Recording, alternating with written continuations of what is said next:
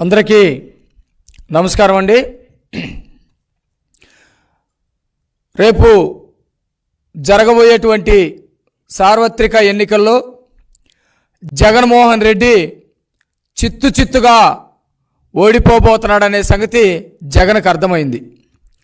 2019 ఎన్నికల్లో నేను ఏదైనా గెలిచి తీరాలనే ఉద్దేశంతో ఆనాడు దళితుల మీద ప్రేమ ఉన్నట్టు భ్రమలు కల్పించినటువంటి వ్యక్తి ఈరోజు కూడా ఈ ఎన్నికల్లో గెలవాలంటే దళితుల్ని భయభ్రాంతులకు గురి చేసి వారి మీద దాడులు చేసి సమాజాన్ని భయపెట్టి ఎన్నికల్లో గెలవాలని ప్రయత్నం చేస్తూ ఉన్నాడు. 2019లో జగన్మోహన్ రెడ్డి గెలవడం కోసం దళితులకి తనకి ఏదో రక్త సంబంధం ఉన్నట్టు, దళితులు మేనమామలైనట్టు, దళితుల్ని ఉద్ధరిస్తానని చెప్పి వాళ్ళ చేతుల్లో బైబుల్ పెట్టి వాళ్ళ తల్లి చేత వాళ్ళ అక్క చెల్లెల చేత ప్రార్థనలు చేయించి దళితుల్ని అనేకమైనటువంటి సెంటిమెంటల్గా వాడుకొని గెలిచినటువంటి పరిస్థితి కనపడతా ఉంది. వాస్తవానికి దళితుల ఓట్లు ఎక్కువ ఉన్నాయని, దళితులు అమాయకులని, దళితులు ఏదన్నా చెబితే నమ్ముతారని చెప్పేసి జగన్మోహన్ రెడ్డి ఆ రోజు భావించి ఆ పద్ధతిలోనే ముందుకెళ్ళినట్టుగా మనకి చాలా స్పష్టంగా అర్థమవుతా ఉంది. అందుకనే నేను ఇప్పుడు చెప్పినవన్నీ కూడా చెప్పాడు. నాకు బంధుత్వం ఉందన్నాడు. మా నాన్న మేనమావ దళితులని చెప్పాడు. మీరందరికి కూడా నేను మేనమావను అవుతానని చెప్పాడు. మీ జీవితాలన్నీ కూడా మారుస్తానని చెప్పేసి చెప్పాడు 2019లో. ఇవన్నీ కూడా నమ్మి అత్యధికంగా దళితులు ఓట్లేసి గెలిపించారు. వాస్తవానికి జగన్మోహన్ రెడ్డి తన వాళ్ళు అని ఎవరినైనా అన్నాడంటే వాళ్ళని నాశనం చేయటమే పనిగా పెట్టుకుంటాడు. సొంత వాళ్ళు అన్నాడంటే వాళ్ళని రాజకీయాల కోసం హతమార్చడానికి కూడా వెనకాడినటువంటి వ్యక్తిత్వం కలిగినటువంటి వాడు. సొంత కుటుంబంలో వాళ్ళని మనం చూసాం. వాళ్ళ బాబాయిని కానీ, వాళ్ళ చెల్లెళ్ళని కానీ, వాళ్ళ తల్లిని కానీ, వాళ్ళ బంధువులను కానీ ఏ విధంగా వాడుకొని వాళ్ళని హతమార్చడమో, రోడ్డు మీద తిరిగేటట్టు చేయటమో, గతి లేకుండా చేయటమో, భయభ్రాంతులు గురి చేయటమో మనం చూసాం. అట్లాగే బంధుత్వం పేరు మీద దళితులను కూడా ఏ విధంగా వాడుకొని ఎన్నికల్లో గెలిచాడో ఆ తర్వాత దళితుల మీద విపరీతమైనటువంటి దాడులు మొదలుపెట్టాడు. శ్రీకాకుళం నుంచి మొదలుపెట్టుకుంటే చిత్తూరు దాకా ప్రతిరోజు ఏదో ఒక జిల్లాలో ఏదో ఒక హత్య జగన్మోహన్ రెడ్డి బ్యాచ్ చేస్తూనే ఉంది. ఏదో ఒక చోట దళిత మహిళల్ని రేప్ చేస్తూనే ఉన్నారు. ఏదో ఒక చోట దళితుల మీద దాడులు చేస్తూనే ఉన్నారు. దళితుల్ని నిర్దాక్షిణ్యంగా చంపుతానే ఉన్నటువంటి పరిస్థితి కనపడతా ఉంది. ఎందుకు ఇది? జనరల్గా నీ మీద ప్రేమ ఉందంటే ఏదైనా కూడు పెడతాడు, గొడ్డిస్తారు, భూమి ఇస్తారు, లేకపోతే హక్కును చేర్చుకుంటారు. కానీ నీ మీద ప్రేమ ఉంది అని అంటే వాళ్ళని ఎందుకు హతమారుస్తాడు, వాళ్ళ మీద ఎందుకు కక్ష తీర్చుకుంటారంటే దీనికి ఎవరి దగ్గర కూడా సమాధానం లేనటువంటి పరిస్థితి. బాబాయిని ఎందుకు చంపాడంటే ఖచ్చితంగా రాజకీయాల కోసమే. తల్లిని ఎందుకు ఆ పదవి నుంచి తీసేసి గౌరవాధ్యక్ష పదవి నుంచి దూరం పెట్టాడంటే రాజకీయాల కోసమే. ఆయనకి రాజకీయాలంటే జనరల్గా అభివృద్ధి చేసి ఇదిగో నేను ఈ ప్రాజెక్టు కట్టాను, ఈ పరిశ్రమ తెచ్చాను, ఇన్ని ఉద్యోగాలు వచ్చినాయి, ఇంత మీ మీద ఇబ్బంది లేకుండా నిత్యావసర ధరలు తగ్గించాను, లేకపోతే మీకు తక్కువ ధరకి ఇసుక తెస్తా ఉన్నానని ఎవరైనా చెబుతారు, గెలుస్తారు, ఎన్నికల్లో పోటీ చేస్తారు, గెలుస్తారు. కానీ జగన్మోహన్ రెడ్డి అరాచకాలు సృష్టిస్తూ ఈ అరాచకాల్ని ప్రేమవాదంగా చెబుతూ అరాచక దాడులు చేయిస్తూ ఇది అట్నీతి అని చెప్పి అనేకమైనటువంటి తప్పుడు పద్ధతిలో జగన్మోహన్ రెడ్డి ఎన్నికలను వాడుకుంటూ ఉంటాడు. ఈరోజు చూస్తే ఆ రోజు దళితుల ఓట్లతోటి వచ్చిన తర్వాత రాష్ట్రంలో దాదాపు 189 మంది దళితులను చంపారు. ఎప్పుడు కూడా ఎక్కడా కూడా లేదు. ఈ దేశంలో 5 సంవత్సరాల్లో ఈ స్థాయిలో అరాచకాలు దళితుల మీద దాడులు చేసినటువంటి పరిస్థితి లేదు. ఒకప్పుడు స్వాతంత్రం రాకముందు దళితుల్ని అంటరానిలుగా చూసి చట్టాలు లేనప్పుడు వాళ్ళ మీద మలం మూత్రాలు విసర్జించేటువంటి వాళ్ళు. స్వాతంత్రం వచ్చిన 75-76 సంవత్సరాల తర్వాత దేశం మొత్తం, ప్రపంచం మొత్తం అంబేద్కర్ గారిని గౌరవించే ఈ టైంలో మలము మూత్రాలు పోసే పురాతనమైనటువంటి సంస్కృతి, అంటరానితనాన్ని పెట్టేటువంటి సంస్కృతి మళ్ళా జగన్మోహన్ రెడ్డి కాలంలో వచ్చిందంటే చాలా ఆవేదన కలుగుతూ ఉంది. నందిగామలో ఒక ఎస్సీకి సంబంధించినటువంటి దళిత కుర్రవాడి మీద మలము మూత్రాలు పోసి మంగళగిరి దాకా తరుముకుంటూ వచ్చినటువంటి పరిస్థితి. మొన్న గిరిజన యువకుడిని ఒంగోలులో ఒక హాస్పిటల్ వెనక తీసుకెళ్ళి అత్యంత దారుణంగా చితకబాది వాడు దాహం వేస్తూ ఉందంటే వాడి మీద మలం మూత్రాలు విసర్జించి అవహేళన చేసినటువంటి పరిస్థితి.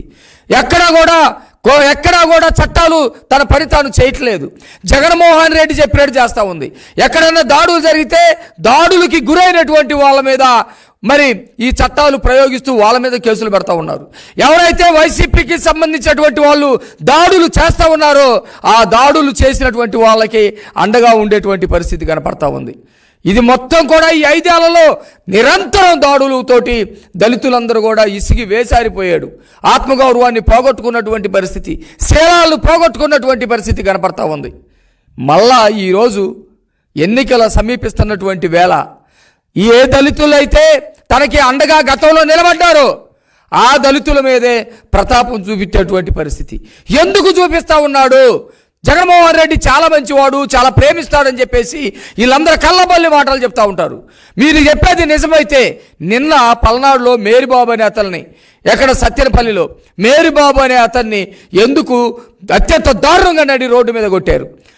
సత్యనపల్లిలో ఎవరైతే కన్నా లక్ష్మీనారాయణ గారు ఉన్నారో ఆయనకి సంబంధించినటువంటి నామినేషన్ ప్రక్రియలో వీళ్ళందరూ కూడా తిరుగుతూ ఉంటే అదే ఏరియాలో ఉన్నటువంటి వైసీపీ వాళ్ళు మీరు నామినేషన్కి వస్తారని చెప్పేసి వాళ్ళని చిత్తగొట్టి హాస్పిటల్ పాలు చేసి మళ్ళీ వాళ్ళ మీద కేసులు కట్టినటువంటి పరిస్థితి. నిన్నగాక మొన్న కారంపూడిలో ఒక రెడ్డిపాలెం అనే ఊరిలో అక్కడ దళితులకు సంబంధించినటువంటి వ్యక్తి ఆ ఊరిలో ఉన్నటువంటి మిగతా పేదవాళ్ళకి తన పొలంలో బోర్ వేసుకొని ఆ బోరు నీళ్లు ట్యాంకర్ ద్వారా ఊరిలో ఉన్నటువంటి వాళ్ళకి, పల్లెల్లో ఉన్నటువంటి వాళ్ళకి మంచినీళ్ళు సహాయం చేస్తూ ఉంటే నువ్వు మాదిగోడు వైపు పుట్టి నువ్వు బోరు వేసి ఆ నీళ్ళని తీసుకెళ్ళి అందరికి దాహం తీరుస్తావా? మేమేమన్నా చేతకానోళ్ళం అని చెప్పేసి అతన్ని చితక బాది అతనికి ఉన్నటువంటి బోరును మొత్తాన్ని కూడా తగలబెట్టినటువంటి పరిస్థితి. ఎంత దారుణం ఈరోజు దళితుల మీద ప్రతిరోజు దాడులు జరుగుతూ ఉన్నాయి. దీనికి కారణాలు నేను చెబుతాను. సుచరిత ఏదైతే ప్రాతినిధ్యం వహిస్తూ ఉందో, అంతకుముందు ఆమె హోమ్ మినిస్టర్గా కూడా ఉందో, ఆ నియోజకవర్గానికి సంబంధించి ఏదైతే స్వర్ణభారతి నగర్ గుంటూరు రూరల్లో ఉంటుంది, అక్కడికి సంబంధించినటువంటి శ్రీలక్ష్మి అనే ఆమె నిన్న ఢిల్లీ నడిబొడ్డులో ఈ 5 సంవత్సరాల అరాచకాలు తట్టుకోలేక తనకున్నటువంటి భూమిని మొత్తాన్ని కూడా లాక్కున్నటువంటి ప్రయత్నాలు అడ్డుకొని విసిగి వేసారిపోయి చివరికి ఇక్కడ పోలీసుల్ని ఆశ్రయించిన, రెవెన్యూ వాళ్ళని ఆశ్రయించిన వాళ్ళు ఏమాత్రం సహాయం చేయకపోతే ఢిల్లీ నడిబొడ్డు మీదకి వెళ్ళి ఇదిగో ఆంధ్రప్రదేశ్లో దళితుల మీద నిరంతరం దాడులు జరుగుతూ ఉన్నాయి, వాళ్ళకి సంబంధించినటువంటి భూములు మొత్తం కూడా లాక్కుంటా ఉన్నారు, మాకు న్యాయం చేయండి అని చెప్పేసి మరి ఆమె ఢిల్లీ దాకా జగన్మోహన్ రెడ్డి లాగా జనాల్ని ఫ్లైట్లోనో లేకపోతే దీంట్లోనో ట్రైన్లోనో తీసుకెళ్ళలేదు. ఆమె వెళ్ళింది నిరసన చేయటానికి, జనం అవసరం లేదని ఆమె గళాన్ని విప్పింది. ఆమె ఎడమ చేతి బొట్టును వేలుని నిర్దాక్షిణ్యంగా నరుక్కొని ఆమె నిరసన వ్యక్తం చేసింది. ఎంత దారుణం! ఆంధ్రప్రదేశ్లో దాడులు ఏ విధంగా జగన్మోహన్ రెడ్డి ప్రోత్సహిస్తూ ఉన్నాడు. నేను ఒక ఎస్సీలకి సంబంధించినటువంటి దాడుల విషయం చెప్తా ఉన్నా. ఇక బీసీల మీద జరిగేటువంటి దాడులు, ముస్లిమ్స్ మీద జరిగేటువంటి దాడులు, ఈ దాడుల పరంపర ఆంధ్రప్రదేశ్లో కొనసాగుతూనే ఉన్నాయి. కుటుంబాల్ని హత్యలు చేసేటువంటి పరిస్థితులు కనపడతా ఉన్నాయి. దాదాపు దళితులకు సంబంధించినటువంటి అసైన్డ్ ల్యాండ్స్ 16,000 ఎకరాలు అసైన్డ్ ల్యాండ్స్ ఎప్పుడో ఇందిరాగాంధీ టైంలో, ఎన్టీఆర్ గారి టైంలో, చంద్రబాబు నాయుడు గారి టైంలో ఇచ్చినటువంటి భూములు ఏమైతే ఉన్నాయో ఆ భూములు మొత్తం కూడా లాక్కున్నటువంటి పరిస్థితి ఈరోజు కనపడతా ఉంది. నేను ఒకటి చెబుతా ఉన్నా, దళితుల మీద నరమేధాన్ని ఎందుకు సృష్టిస్తూ ఉన్నాడు జగన్మోహన్ రెడ్డి? దళితులనే ఎందుకు ఎంచుకున్నాడు అని అంటే అగ్రవర్ణాల జోలికి ఎటు వెళ్ళడు. తెలుగుదేశం పార్టీలో ఉన్న మిగతా వాళ్ళ మీద కూడా దాడులు చేస్తూ ఉన్నాడు. ఎందుకంటే ఎన్నికల్లో జగన్మోహన్ రెడ్డి గెలిచేటువంటి పరిస్థితి కనపడతలేదు. జగన్మోహన్ రెడ్డికి దళితులతో సహా ఈ రాష్ట్రంలో ఉన్నటువంటి ఎవరు కూడా ఓట్లేసేటువంటి పరిస్థితి లేదు. ఈ ఎన్నికల ప్రక్రియ మొత్తాన్ని కూడా ఒక గందరగోళం సృష్టించి ఆ గందరగోళంలో నుంచి ప్రజల్ని భయభ్రాంతులు గురి చేసి ప్రజలెవరు కూడా ఓట్లు వేయకుండా ఉండేటట్టుగా చూసుకొని తన ఓటర్లు మాత్రమే బూత్ దాకా వెళ్ళి ఓట్లు వేసుకునేటువంటి వాతావరణాన్ని కనుక సృష్టించగలిగితే ఖచ్చితంగా నేను గెలుస్తానని చెప్పేసి అనుకుంటా ఉన్నాడు. ఇది కేవలం జగన్మోహన్ రెడ్డి భ్రమ. ఎందుకంటే ఆ రాష్ట్ర ప్రజలు ఏనాడో నిన్ను ఎదిరించేటువంటి ప్రక్రియ మొదలుపెట్టారు, ఏనాడో ప్రశ్నించడం మొదలుపెట్టారు. ప్రశ్నించడం మొదలుపెట్టారు కాబట్టే జగన్మోహన్ రెడ్డి రోడ్ల మీద తిరగలేదు. 5 ఏళ్ళు 2019 మేలో జగన్మోహన్ రెడ్డి అధికారంలోకి వస్తే దాదాపు 2024 మేలో మళ్ళా ఇప్పుడు రోడ్ల మీదకి వచ్చాడు. దాదాపు ఈ 5 సంవత్సరాల్లో 4 సంవత్సరాల 10 నెలల కాలంలో జగన్మోహన్ రెడ్డి రోడ్డు మీదకి వచ్చిందే లేదు. ప్రజల యొక్క సమస్యల్ని అడ్రస్ చేసిందే లేదు. ప్రజల మీద జరుగుతున్నటువంటి దాడుల విషయంలో మాట్లాడిందే లేదు. వైసీపీ వాళ్ళు చేస్తున్న అరాచకాల్ని ఖండించేదే లేదు. ఇవన్నీ చేయకపోగా చట్టాలను మొత్తాన్ని కూడా తన చుట్టాలుగా మార్చుకున్నటువంటి పరిస్థితి, పోలీసులు మొత్తాన్ని కూడా వాళ్ళ శక్తి సామర్థ్యాల్ని నిర్వీర్యం చేసినటువంటి పరిస్థితి, పోలీసుల్ని బానిసలుగా మార్చుకున్నటువంటి పరిస్థితి, పోలీసు వ్యవస్థలో ఉన్నటువంటి మిగతా దర్యాప్తు సంస్థల మొత్తాన్ని కూడా తన జేబులో పెట్టుకొని ఆడించినటువంటి పరిస్థితి ఈ 4.5 సంవత్సరాల్లో కనపడ్డాయి. మొత్తానికి 5 సంవత్సరాల్లో ఈ ఎన్నికల ప్రక్రియలో ఈ 20 రోజుల్లో తప్ప జగన్మోహన్ రెడ్డి బయటకు వచ్చింది లేదు. అంటే ఒక నెల 5 సంవత్సరాలకి ఒక్కసారి ఒక్క జిల్లాలో పర్యటించాడు అనమాట జగన్మోహన్ రెడ్డి. కాబట్టి ఎవ్వడు కూడా రావట్లా. ఉత్తరాంధ్రలో పర్యటన చేస్తూ ఉంటే నిన్న కనీసం వాళ్ళకు ఉన్నటువంటి సెక్యూరిటీ తప్ప 20 మంది కూడా లేనటువంటి పరిస్థితి. కానీ తప్పుడు పత్రికల్లో వక్ర భాష్యం చెబుతూ లక్షల మంది వస్తూ ఉన్నారు, జనసునామీ జన సముద్రం అని చెప్పేసి మాట్లాడుతూ ఉన్నారు. అంటే బొత్స సత్యనారాయణ మాట్లాడతాడు, నాకు ఇక్కడ 2 సముద్రాలు కనపడతా ఉన్నాయి, ఒకటి బంగాళాఖాతం అయితే రెండోది జన సముద్రం అని. వాస్తవానికి జన సముద్రం లేదు, వాళ్ళ నేత్రంలో మాత్రమే సముద్రం కన్నీళ్ళ రూపంలో కారుతా ఉన్నటువంటి పరిస్థితి కనపడతా ఉంది. జనం రాక వాయిదాలు వేసుకుంటున్నటువంటి పరిస్థితి, జనం రాక స్వీయ దాడులు చేయించుకుంటున్నటువంటి పరిస్థితి, జనం రాక సానుభూతితోటి ఎన్నికల్లో గెలవాలని చూసేటువంటి పరిస్థితి ఈరోజు కనపడతా ఉంది. జగన్మోహన్ రెడ్డి చేసినటువంటి అరాచకాల్లో ముఖ్యంగా తోట త్రిమూర్తులు దాదాపు 27 సంవత్సరాల క్రితం దళితులని శిరోమండలం చేసి వాళ్ళని చిత్రహింసలు చేసి వాళ్ళ మీద తప్పుడు కేసులు పెట్టి వాళ్ళ కుల ధృవీకరణ పత్రాలను కూడా మార్చేయాలనేటువంటి ప్రయత్నాలు చేసినటువంటి వైసీపీ ఎమ్మెల్సీ తోట త్రిమూర్తులు. ఇతనికి శిక్ష పడితే సిగ్గుపడాలా, ఇతనికి శిక్ష పడితే జగన్మోహన్ రెడ్డి లజ్జపడాలా, ఇతనికి శిక్ష పడితే తోట త్రిమూర్తుల్ని అభ్యర్థిత్వం నుంచి మండపేట శాసనసభ పోటీ చేస్తూ ఉన్నాడు కాబట్టి దాని నుంచి అతన్ని తప్పించాలా. కాకపోగా అతనికి సపోర్ట్ ఇస్తూ అతనికి కోర్టుకి వెళ్ళమని చెప్పేసి డైరెక్షన్ ఇస్తూ మొత్తం దళిత జాతిని అవమానించే విధంగా దళితుల్లో వచ్చిన చైతన్యానికి ఎదుర్కోవడానికి ఛాలెంజ్ చేస్తున్నట్టుగా జగన్మోహన్ రెడ్డి వ్యవహరిస్తూ ఉన్నాడు.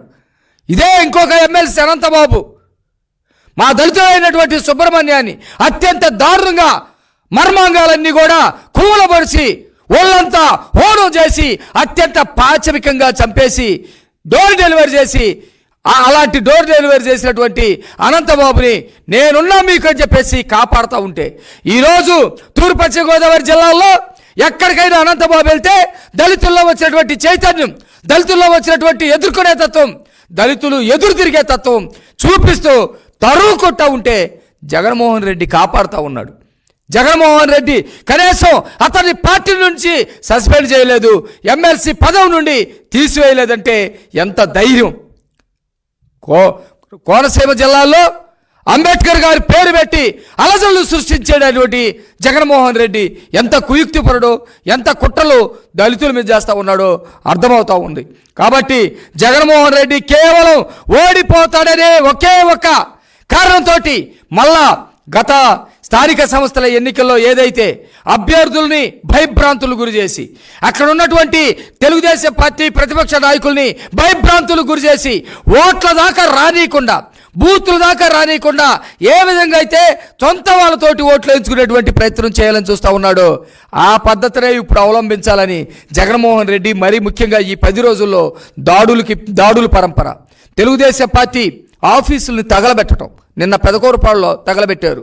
తెలుగుదేశం పార్టీ ఎవరైతే ప్రచార రథాలు ఉన్నాయో ప్రచార రథం మీద ఉన్నటువంటి వాళ్ళని కూడా తీసుకొచ్చి కొట్టడం, లేకపోతే వాళ్ళకి సంబంధించినటువంటి ఆస్తుల్ని ధ్వంసం చేయటం, ఈ విధంగా చేస్తూ ఉన్నాడు. ఒక పక్క దాడులు, ఒక పక్క తెలుగుదేశం పార్టీ శ్రేణుల్ని భయభ్రాంతులు గురి చేయటం, ఇవన్నీ కూడా చేస్తూ ఉన్నటువంటి నేపథ్యంలో మేము ఈసీకి డిమాండ్ చేస్తూ ఉన్నాం. మీ ఆధ్వర్యంలో ప్రభుత్వ పాలన జరుగుతూ ఉంది. మీ పాలన జరిగేటప్పుడు చట్టాన్ని కనీసం మీరైనా గౌరవించండి, చట్టాన్ని మీరైనా సక్రమంగా అమలు చేయండి. లేకపోతే రాజ్యాంగం మీద, ప్రజాస్వామ్యం మీద ప్రజలకి గౌరవం పోయేటువంటి పరిస్థితి. ఒకసారి గౌరవం పోయిందంటే ఈ రాష్ట్రాన్ని ఎవడు కాపాడలేడు. దీన్ని ఆదర్శంగా తీసుకుంటే ఈ దేశాన్ని ఎవడు కాపాడలేడు. అధికారులుగా మీరు ప్రజాస్వామ్యాన్ని కాపాడాల్సినటువంటి బాధ్యత ఉంది, చట్టాలని కాపాడాల్సినటువంటి బాధ్యత ఉంది. జగన్మోహన్ రెడ్డి ఏదైతే ఈ రాష్ట్రంలో సృష్టించినటువంటి అరాచకం ఉందో దానికి శిక్ష పడే విధంగా, అది పరిపాలన కాదు, ఇదిగో పరిపాలన అంటే ఇట్లా ఉంటుందని చూపించాల్సినటువంటి బాధ్యత ఇప్పుడు ఈసీ మీద ఉంది. ఈసీ చర్యలు తీసుకోవటంలో అలసత్వం వహిస్తుందని అనేకమైనటువంటి ఆరోపణలు వస్తూ ఉన్నాయి. ఇప్పుడు మీరు చాలా చోట్ల చర్యలు తీసుకోకుండా అట్లాగే ఉన్నారు. 5 సంవత్సరాల జగన్మోహన్ రెడ్డి అరాచకాలకి కాపలా కాసి, జగన్మోహన్ రెడ్డి అరాచకాలని అమలు చేసినటువంటి డీజీపీ కానీ సిఎస్ మీద చర్యలు తీసుకోపోవటం అనేది చాలా దారుణం. కాబట్టి మేము చాలా క్లియర్గా చెప్తా ఉన్నాం, ఈ ఎన్నికల సమయంలో డీజీపీని సస్పెండ్ చేయాలి. 189 మంది దళితుల్ని చంపిన డీజీపీ మీద ఇంతవరకు ఒక్క చర్య తీసుకోలేదు, బాధ్యుడు చేయలేదు. దాదాపు 1000 మంది దళితుల మీద తప్పుడు కేసులు పెట్టా డీజీపీ బాధ్యుడు అయినప్పటికీ అతని మీద ఇంతవరకు చర్యలు తీసుకోలేదు, ఒక్కసారి కూడా నిలదీయలేనటువంటి పరిస్థితి. ఇన్ని రకాల అకృత్యాలు జరుగుతూ ఉంటే కనీసం ఈసీ పరిపాలనలో రాష్ట్రం ఉన్నప్పుడైనా ఇంత దారుణాలు జరుగుతున్నా, ఇప్పుడు ఇన్ని దారుణాలు జరుగుతున్నా కూడా డీజీపీ మీద చర్యలు తీసుకోకపోవడం అనేది చాలా దారుణమైనటువంటి విషయం. కాబట్టి జగన్మోహన్ రెడ్డి చేసేటువంటి కుయుక్తులు ఏవైతే ఉన్నాయో, ప్రజల్ని భయభ్రాంతులకు గురి చేస్తే ఓటర్లు బూతుల దాకా రారు అనే కుయుక్తులు ఏవైతే ఉన్నాయో అవి నువ్వు మర్చిపో జగన్మోహన్ రెడ్డి. ఎందుకంటే ప్రజలు చైతన్యవంతులయ్యారు, ప్రజలు తిరగబడతా ఉన్నారు. మిమ్మల్ని తరిమి కొట్టే రోజులు దగ్గరలోనే ఉన్నాయి. మీరు ఎన్ని అవరోధాలు సృష్టించినా, ఎంత భయభ్రాంతులకు గురి చేయాలని చెప్పేసి మీరు ప్రయత్నించినా మీరు ఆపగలిగారా? అమ్మాయిని లక్ష్మిని, శ్రీలక్ష్మిని ఢిల్లీ వెళ్తా ఉంటే ఆపగలిగారా? లేకపోతే కోర్టుల దాకా త్రిమూర్తుల కేసుని తీసుకెళ్ళగలిగితే మీరు ఆపగలిగారా? ఇంకో శిరోమండలం వరప్రసాద్ని మీరేమన్నా రాష్ట్రపతి దగ్గరికి వెళ్తే ఆపగలిగారా? రేపొద్దున కూడా నీకు, నీ అరాచకాలకి వ్యతిరేకంగా దళితులు ఓట్లేసి తెలుగుదేశం పార్టీని గెలిపించుకోవడానికి సిద్ధంగా ఉన్నారు. తెలుగుదేశం పార్టీ అధికారంలోకి వస్తేనే దళితులకు రక్షణ అని, తెలుగుదేశం పార్టీ అధికారంలోకి వస్తేనే అభివృద్ధి అని, తెలుగుదేశం పార్టీ అధికారంలోకి వస్తేనే సరైనటువంటి నిజమైనటువంటి సంక్షేమం జరిగిద్దని భావిస్తున్నారు. కాబట్టి జగన్మోహన్ రెడ్డిని తరుముకోవటం ఖాయం. జగన్మోహన్ రెడ్డి అధికారం నుంచి దిగిపోయిన వెంటనే జైలుకి వెళ్ళటం ఖాయం అని చెప్పేసి దళితుల మీద దాడి చేసిన ప్రతి ఒక్కరు, దళితుల భూములు లాక్కున్న ప్రతి ఒక్కరికి, దళితుల మీద అత్యాచారాలు చేసిన ప్రతి ఒక్కరికి ప్రభుత్వం మారిన వెంటనే చట్ట ప్రకారం సరైనటువంటి శిక్షలు వేస్తామని కూడా ఈ సందర్భంగా తెలియజేస్తా ఉన్నాం.